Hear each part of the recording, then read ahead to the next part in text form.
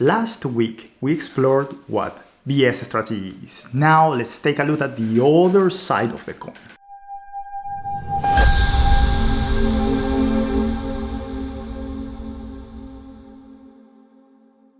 We should start by stating what a good strategy is. Good strategy is one that provides the right guidance to overcome a challenge, or as Richard Rumelt explains in his book, Good Strategy, Bad Strategy, good strategy is coherent action backed up by an argument, an effective mixture of thought and action with a basic underlying structure. Let's make a distinction here. A strategy can have all the necessary structural elements for it to be good, but that doesn't make it a successful strategy. So bear that in mind. What are the structural elements of a good strategy? Good strategy is composed of a basic set of elements.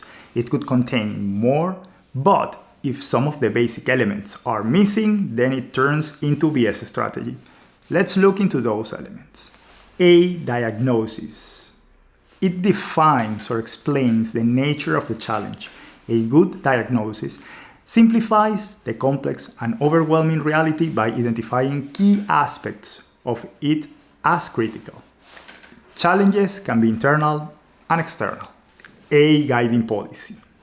This is a policy to deal with the challenge or an overall approach chosen to cope with or overcome the obstacles identified in the diagnosis. It is guiding because it channels actions in certain directions without defining exactly what should be done. Then why not jump straight to action? Well, not all actions can be outlined in the strategy, and most probably when decisions need to be made, the policy will clarify what path to take. Coherent action. These are actions that are designed to carry the guiding policy. These are steps that are coordinated with one another to work together in accomplishing the guiding policy. You don't have to include all the actions, but there must be enough clarity to bring the concepts down to earth.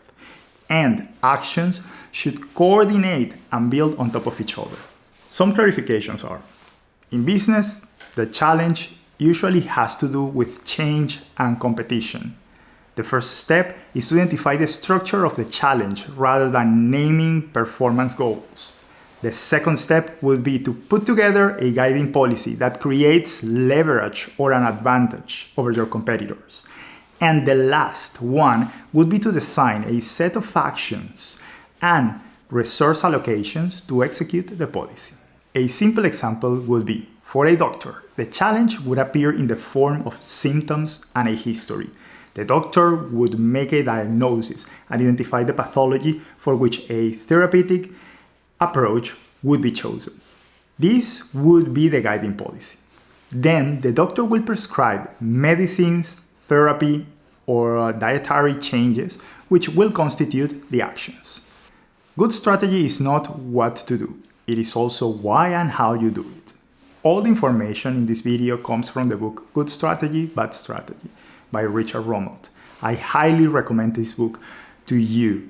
For more tips and key knowledge, tune into my channel by hitting the subscribe button and the notification button.